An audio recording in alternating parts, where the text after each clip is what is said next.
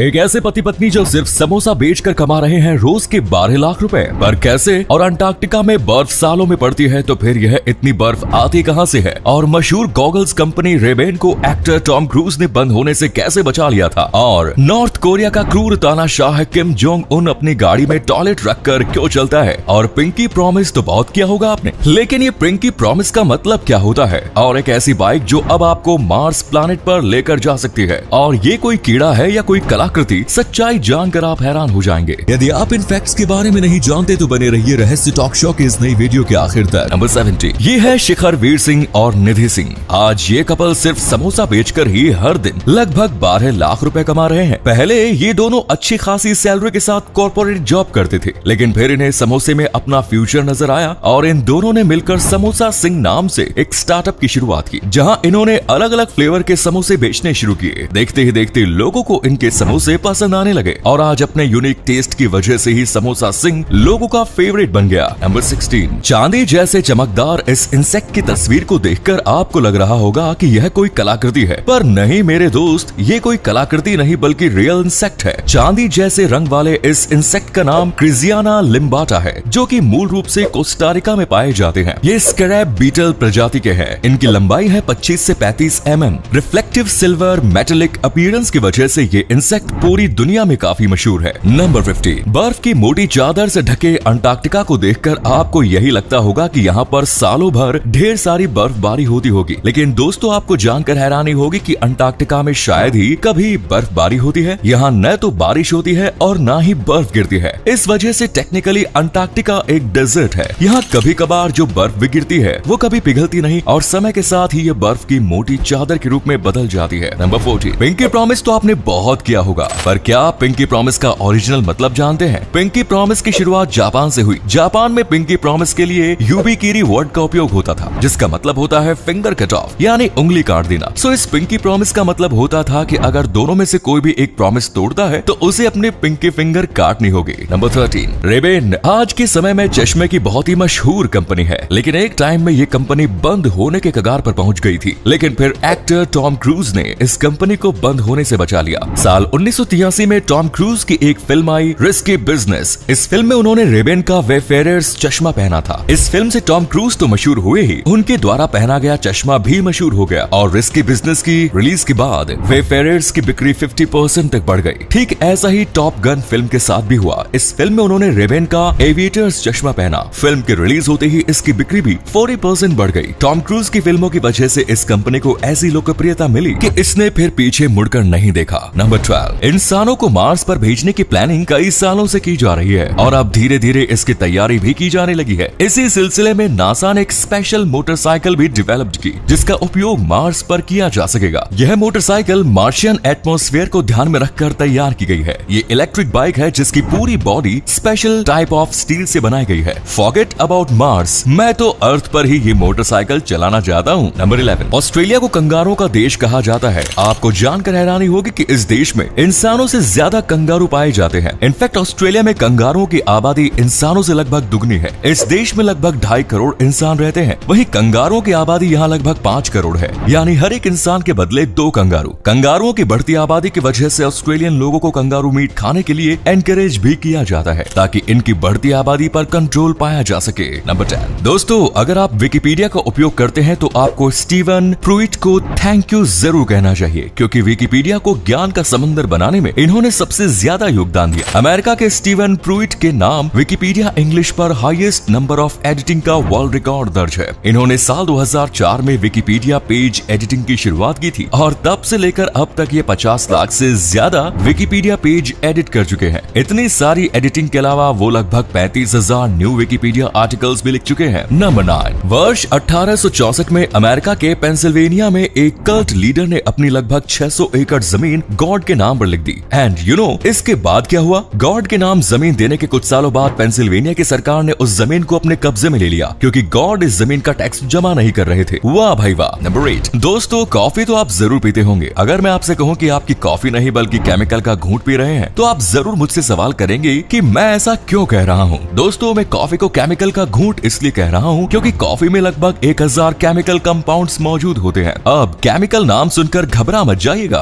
क्योंकि हर केमिकल खतरनाक खतरनाक नहीं होता। कॉफी में पाए जाने वाला ज्यादातर केमिकल्स इसका टेस्ट और खुशबू बढ़ाने के लिए होते हैं। नंबर 7, हमारे देश के हर पेरेंट्स को लगता है कि अगर उनका बेटा या बेटी IIT, NIT या IIM में चला जाए तो उसकी लाइफ सेट हो जाती है। वैसे ज्यादातर मामलों में ऐसा सोचना सही भी है, लेकिन हर मामले में नहीं। जरूरी नहीं कि IIT, NIT या IIM में सिलेक्ट होकर हर स्टूडेंट अपनी लाइफ में खुशी रहे। बड़े से बड़े इंस्टीट्यूट में पढ़ने वाले बच्चे भी डिप्रेशन की चपेट में आ जाते हैं। और सबसे हैरानी की बात तो यह है कि इस डिप्रेशन की वजह से देश के किसी न किसी IIT, NIT या IIM में हर महीने कम से कम एक स्टूडेंट अपने हाथों ही अपनी जिंदगी खत्म कर रहा है। नंबर 6, अफ्रीकी देश कोंगो में मैंगबेटू नाम की एक जनजाति पाई जाती है और इस जनजाति की सबसे खास बात है इनका सिर। आमतौर पर इंसानों का सिर गोल होता है, इस पर जनजाति के लोगों का सिर लंबा होता था। हालांकि ऐसा नेचुरली नहीं होता था, बल्कि ये लोग एक परंपरा का पालन करते थे, जिसके तहत पैदा होते ही बच्चे के सिर में एक कपड़ा बिल्कुल टाइट तरीके से लपेट दिया जाता था। बच्चे के सिर में यह कपड़े कई सालों तक लपेटे जाते थे, जिससे अंततः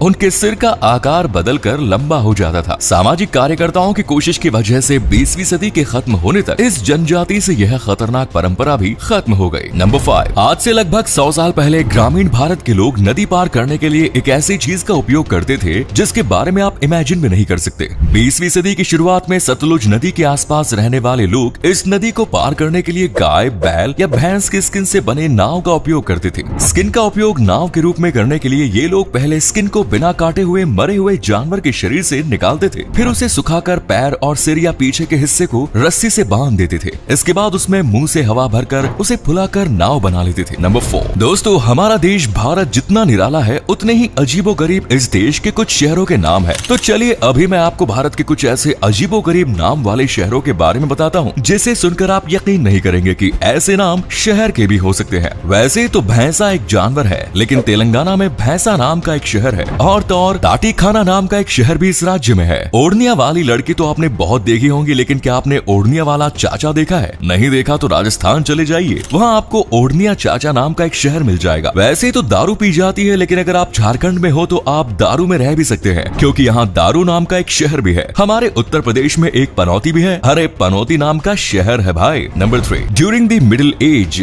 मेल डोमिनेटेड सोसाइटी में जो महिलाएं शासकों की नीतियों को चुनौती देते हुए अपनी आवाज बुलंद करती थी, वैसी महिलाओं को बेहद अनोखी सजा दी जाती थी। इन महिलाओं को टॉकेटिव वुमेन कहकर इन्हें बोलने से रोका जाता था और हद तो ये थी कि इन महिलाओं को बोलने से रोकने के लिए इनके चेहरे पर इस तरह का मेटल केज लगा दिया जाता था जिसकी चाबी किसी सरकारी अधिकारी के पास ही होती थी। इस मेटल केज के लगे होने की वजह से ये महिलाएं कुछ भी नहीं बोल पाती थी। नंबर 2, नॉर्थ कोरिया का क्रूर तानाशाह है किम जोंग उन जहाँ भी जाता है अपना टॉयलेट साथ रखता है, यहाँ तक कि अपनी गाड़ी में भी वो टॉयलेट रखता है। अब आप सोच रहे होंगे कि वो ऐसा करता क्यों है, तो चलिए आपको बता देते हैं। किसी भी व्यक्ति के मलमूत्र से उसके स्वास्थ्य के बारे में कई जानकारियां हासिल की जा सकती है, जैसे उसे कौन सी बीमारी है, वो कौन कौन सी दवाइयां ले रहा है आदि। वहीं किम जोंग को किसी पर भी यकीन नहीं है, उसे डर है कि अगर वो किसी दूसरे का टॉयलेट इस्तेमाल करता है तो उसकी सेहत की जानकारी लीक हो सकती है। इसी वजह से जब भी वो किसी विदेशी दौरे पर होता है तो अपनी मर्सिडीज साथ लेकर जाता है और उसी में बने टॉयलेट का इस्तेमाल करता है। इतना ही नहीं, किम जोंग के मल की निगरानी के लिए कई बॉडीगार्ड्स तक रखे गए हैं। कहा जाता है कि अगर गलती से भी कोई किम का टॉयलेट इस्तेमाल कर ले तो उसे तुरंत ही मौत के घाट उतार दिया जाता है। नंबर 1, पियानो बजाने के लिए आपको कुर्सी पर बैठना ही होगा। सिर्फ बैठकर ही बजाने की वजह से बेडरिडन पेशेंट्स पियानो नहीं बजा सकते थे। इसी को देखते हुए वर्ष 1935 में बेडरिडन पेशेंट्स के लिए एक स्पेशल फोल्डेबल पियानो बनाया गया था, जिसे बेडरिडन पेशेंट्स के बेड के ऊपर ही सेट किया जा सकता था और इंसान बेड पर लेटे लेटे ही पियानो बजा सकता था। ये फोल्डेबल पियानो उस समय तो खूब चर्चा में रहा, लेकिन ये ज्यादा सक्सेस नहीं हो सका। तो ये थे कुछ अमेजिंग फैक्ट्स। वीडियो को शेयर जरूर करें दोस्तों, ताकि आपके दोस्त और जानने वाले भी जान सके कि आप कितने नॉलेजेबल वीडियोस देखते हैं। धन्यवाद।